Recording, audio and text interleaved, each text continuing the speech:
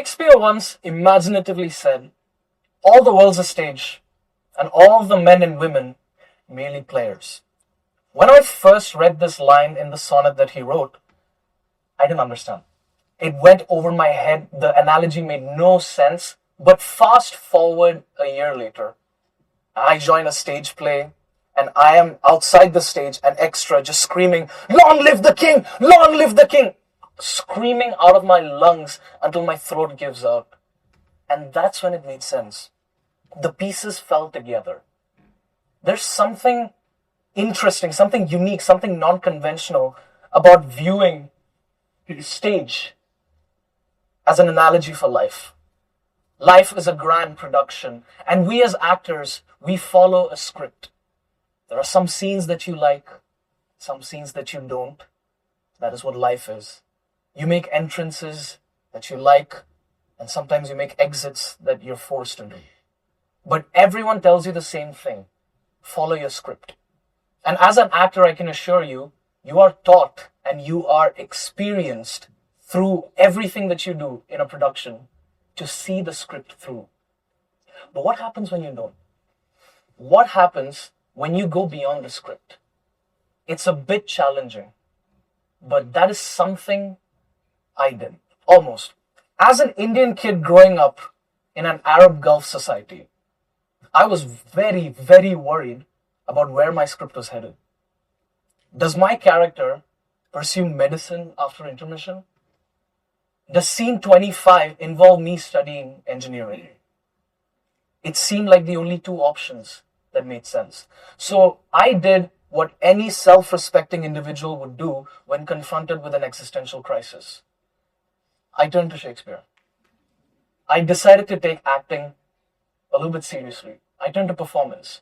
There are people that say art is solitude. I became one of those people. The people that your parents say, don't spend too much time with them. They're not serious about their life. I was one of those people. And I started from being an extra on stage, and I went on to lead musical productions in university.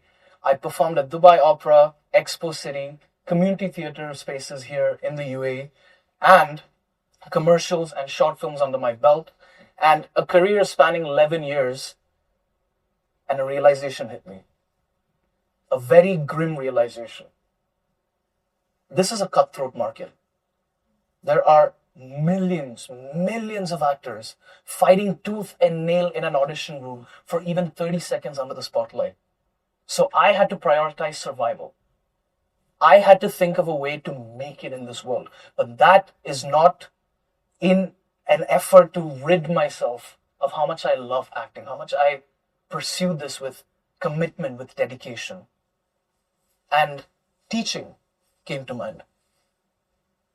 Now, teaching seemed like a U-turn from what I do as an actor, but not really.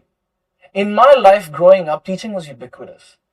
I would sometimes teach myself things, whether it is to study academic writing to make it in the university that I pursued my undergraduate degree in, or even providing a vocal tip for a budding singer to improve their vocal quality. I always found myself in scenarios of teaching, right? And I joined the TESOL program at the university where I pursued my undergraduate degree. Now, TESOL stands for Teaching English to Speakers of Other Language. It's a mouthful, but this program enabled me to learn what it is, how to survive the world of teaching. What does the world of teaching entail? Now, it's somewhat of a roundabout logic to learn how to teach, but that is everything that enabled me to stand here and tell you all the intersections between pedagogy and performance. Because in the TESOL program, as I navigated the hurdles of studying applied linguistics, of studying grammar, of studying teaching techniques, rating curricula that's around the world, my one major challenge was my teacher identity.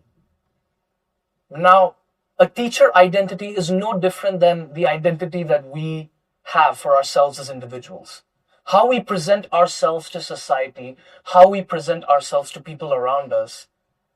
Teacher identity is concerned with how a teacher presents themselves in front of a classroom, in front of parents, in front of colleagues, whoever it may be. Now, a teacher identity is never stable. It's a little bit like how we consider general identity. It always shifts with the tide. And teacher identity is very much like that. It shifts with the latest pedagogical research. It shifts with your experience in the classroom.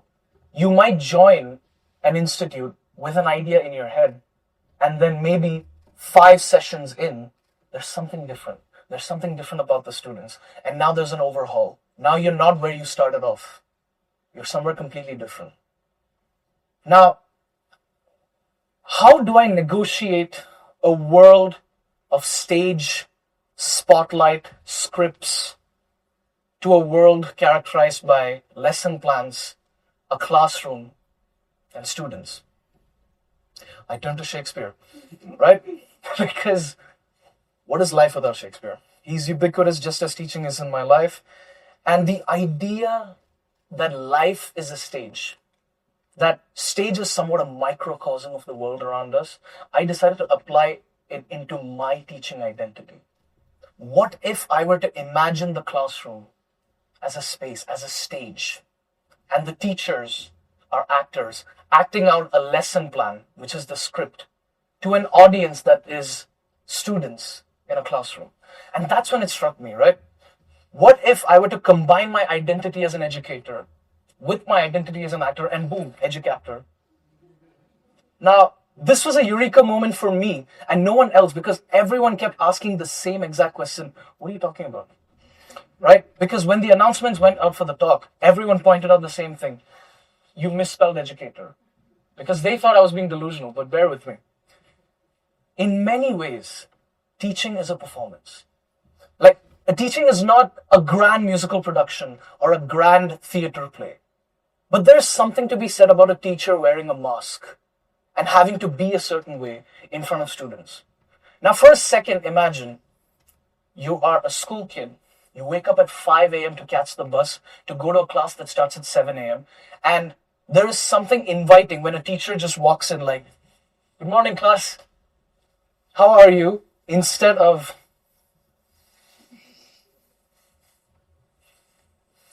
exactly. Because at that point, the students feel like this is not a space where I can be vulnerable. This is not a space where I can express myself. But a teacher is burdened with the task of putting on a mask. And the lesson plan and the script analogy, right? Every good teacher prepares a lesson plan. You go in blind, you're bound to face challenges. But it doesn't necessarily entail that having a lesson plan makes it any easier. Because you also have to think on your feet. Go beyond the script, as any good actor would do. Because let's say an activity takes 5 minutes longer or 15 minutes longer. Now you need to make a choice. Do I reduce the time duration of the next activity, or do I omit an activity altogether? That is how you think on your feet. Now, what happens when an audience applauds a play because they appreciate it? Right? And in the classroom, the applause, the response to what you do is the way students learn. And when students learn in a classroom, that's the best applause you can receive. That's the best cheer you can get.